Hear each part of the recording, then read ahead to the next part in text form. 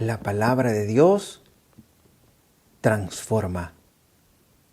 La palabra de Dios vivifica. La palabra de Dios hace nueva todas las cosas. Queridos amigos, que Dios les bendiga. Vamos a empezar a escuchar esta palabra de Dios en este lunes de la tercera semana del tiempo ordinario. Y la primera lectura está tomada del segundo libro de Samuel, capítulo 5, versículo del 1 al 7 y versículo 10. En aquellos días, todas las tribus de Israel fueron a Hebrón a ver a David y le dijeron: hueso y carne tuya somos. Ya hace tiempo, cuando todavía Saúl era nuestro rey, eras tú quien dirigías las entradas y salidas de Israel. Además, el Señor te ha prometido: tú serás el pastor de mi pueblo Israel. Tú serás el jefe de Israel. Todos los ancianos de Israel fueron a Hebrón a ver al rey, y el rey David hizo con ellos un pacto en Hebrón, en presencia del Señor, y ellos ungieron a David como rey de Israel. Tenía 30 años cuando empezó a reinar, y su reino 40 años, y reinó 40 años.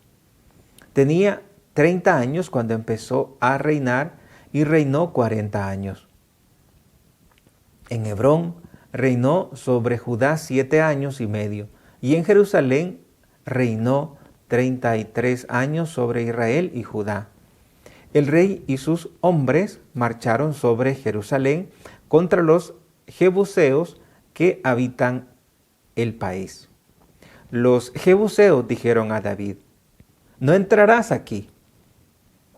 Te rechazarán los ciegos y los cojos. Era una manera de decir que David no entraría. Pero David conquistó el alcázar de Sión, o sea, la llamada ciudad de David. David iba creciendo en poderío y el Señor de los ejércitos estaba con él. Palabra de Dios. Te alabamos, Señor. Mi fidelidad y misericordia lo acompañarán.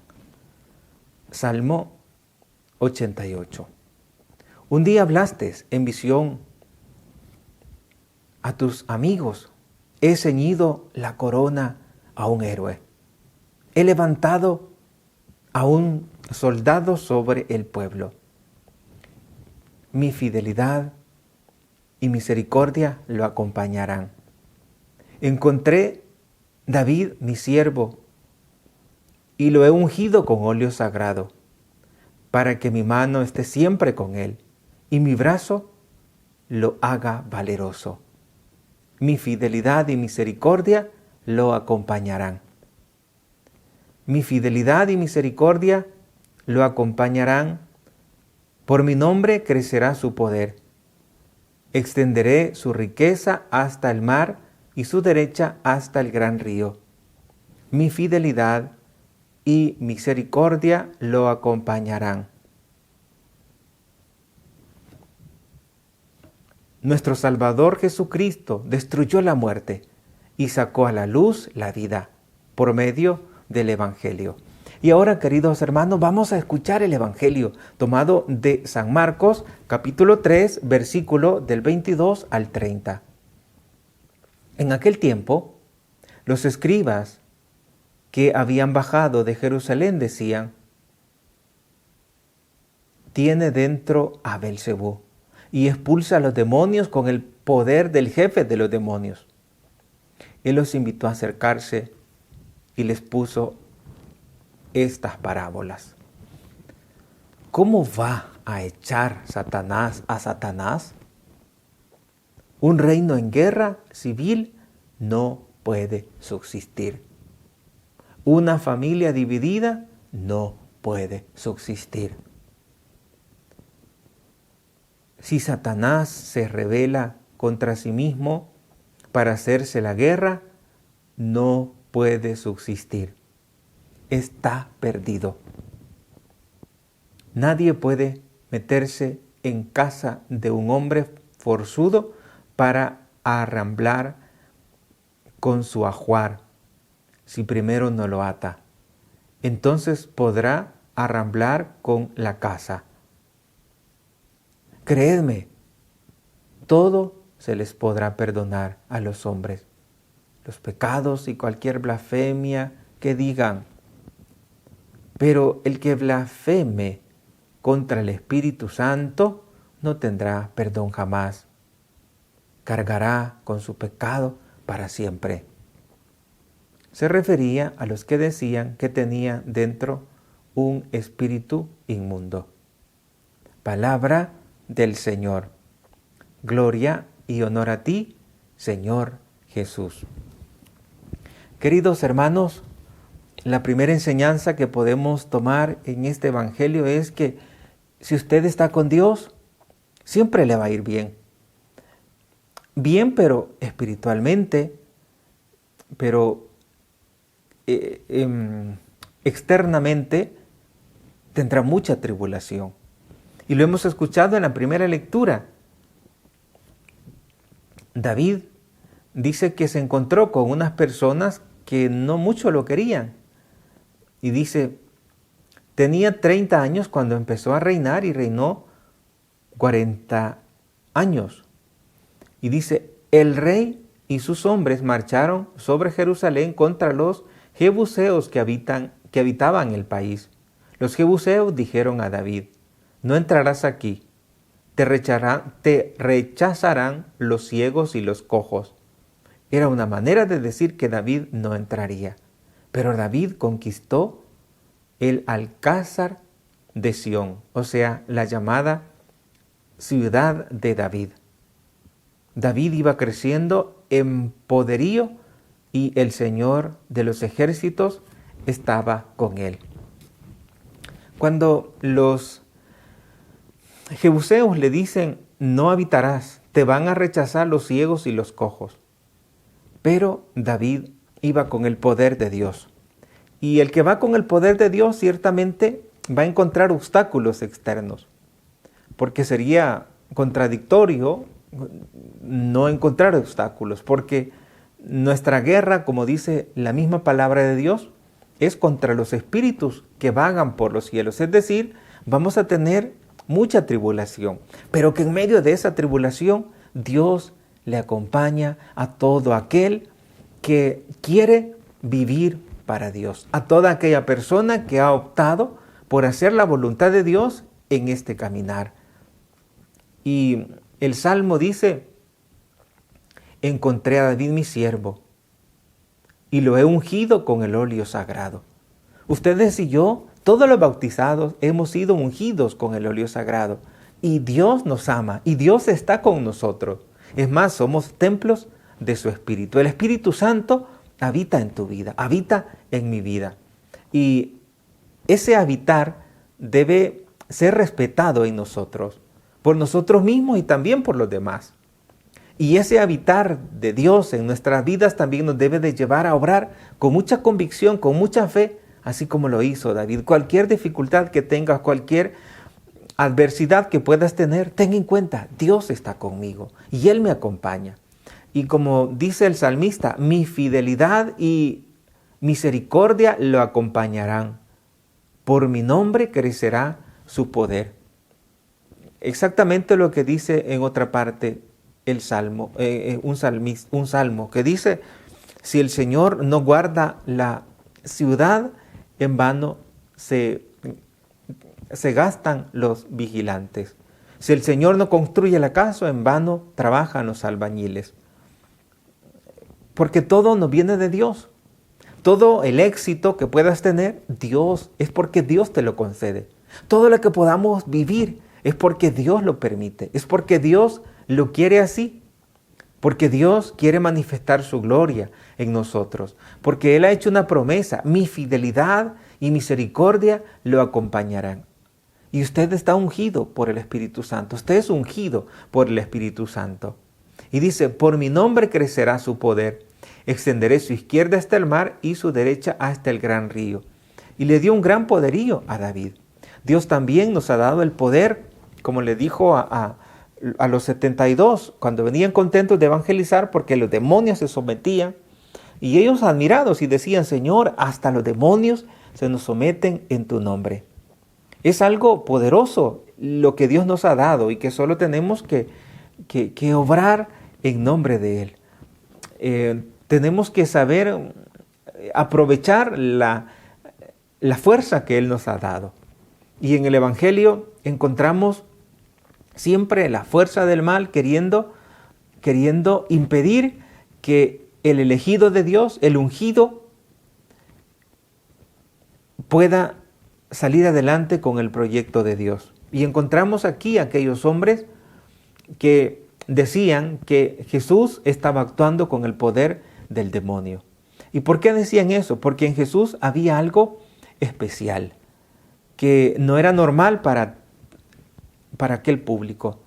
También en tu vida, hermano, cuando tú obras conforme a la voluntad de Dios, hay algo especial y por eso te van a criticar. A Jesús le decían, tú haces eso con el poder de los demonios. Tal vez a ti no te digan que lo haces con el poder de los demonios, pero te van a decir que sos un santulón. Te van a decir que sos una persona cuadrada. Te van a criticar muchas veces. Pero eso es lo que pasó con Jesús.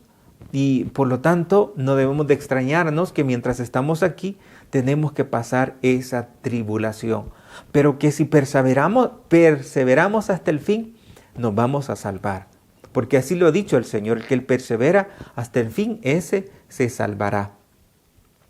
Y cuando aquellos hombres le acusaban, y aquellos escribas, y decían que estaba actuando con el poder de los demonios, pues inmediatamente Jesús les hizo una interrogante y les dice, ¿cómo va a echar Satanás a Satanás?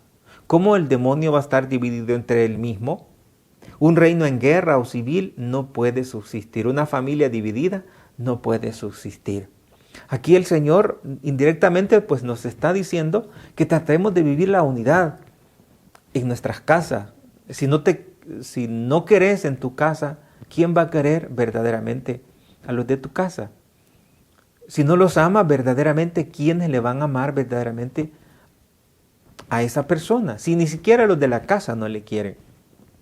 Pues en casa tenemos que luchar por esa unidad. Tenemos que luchar para que juntos vayamos en el camino correcto. Y vamos a encontrar esa dificultad, porque el Señor lo dijo. En adelante el papá se va a poner en contra de los hijos y los hijos en contra de sus padres. La nuera en contra de su suegra y su suegra en contra de la nuera. Y en la familia está ese conflicto, en la familia está como esa batalla espiritual. ¿Y cómo vamos a ganar esa batalla espiritual? Vamos a ganar esa batalla con el bien, no con otro mal, no defendiéndonos, sino más bien dejando que el Señor haga justicia, dejando que el Señor pelee en favor de nosotros. Y el Señor le dice a estos escribas, una familia dividida no puede subsistir. Si Satanás se rebela contra sí mismo, entonces dice, no puede subsistir, está perdido. Nadie puede mantenerse en casa de un hombre fuerte y robarse las cosas sin que el hombre lo pueda detener. Es decir, una persona no puede entrar y robar cuando el dueño está allá adentro, a menos que lo venza, que lo ate, de lo contrario no podría. Pues tengamos en cuenta que el poder de Dios sobrepasa toda fuerza humana y que ese poder de Dios está a tu favor. Y luego el Señor termina haciéndoles una llamada de atención porque se obstinaban en no querer aceptar la voluntad del Padre. ¿Y cuál es la voluntad del Padre? Que crean en el Hijo como Dios verdadero, como hombre verdadero. Y entonces Él les dice, ustedes están cometiendo una blasfemia. ¿Y quién es el que blasfema contra el Espíritu Santo? Aquellas personas que se niegan rotundamente a que Dios pueda hacer aquello que Él ha prometido hacer. ¿Y qué es lo que nos hace negarnos?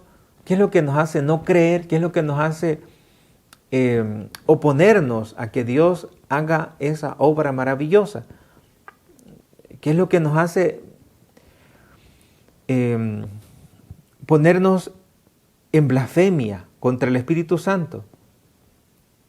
Porque dice la palabra, el que blasfemia contra el Espíritu Santo, el que blasfema contra el Espíritu Santo, no tendrá perdón. El que blasfema contra el Espíritu Santo no tendrá perdón jamás y cargará con su pecado para siempre. No lo veamos como si la misericordia de Dios aquí no puede hacer nada, porque la misericordia de Dios es infinita. Pero también Él respeta la libertad de cada persona. Y dice, cargará con su pecado para siempre, porque pero no por falta de misericordia, sino porque la persona se obstina y no quiere obedecer. Eso es blasfemar contra el Espíritu Santo, es rechazar la obra de Dios en uno. Es no creer que Dios puede convertir tu tristeza en gozo, en paz, en júbilo. Es no aceptar de que Dios puede cambiar tu vida. Es no aceptar, esa es la blasfema contra el Espíritu Santo. Es no aceptar a Dios como el Rey de reyes y Señor de señores. Blasfemar contra el Espíritu Santo es resistirse a aquello que Dios nos ha revelado a través de su palabra. Queridos amigos, pidamos al Señor, pidamos a la Virgen que nos ayude para que no nos resistamos y no blasfememos, no hagamos blasfemia contra el Espíritu Santo. Que seamos personas que saben esperar en el Espíritu, personas que saben recibir a Jesús como el Mesías, como el esperado, como aquel que trae la solución a tu vida. Y los escribas no creían que Jesús estuviera en comunión con Dios. A Jesús no lo miraban como Dios. Pero ustedes y yo sí sabemos que Jesús es Dios. Y de Él podemos esperar esa liberación. Y de Él podemos esperar esa vida nueva que nos da a través de su amor y de su misericordia.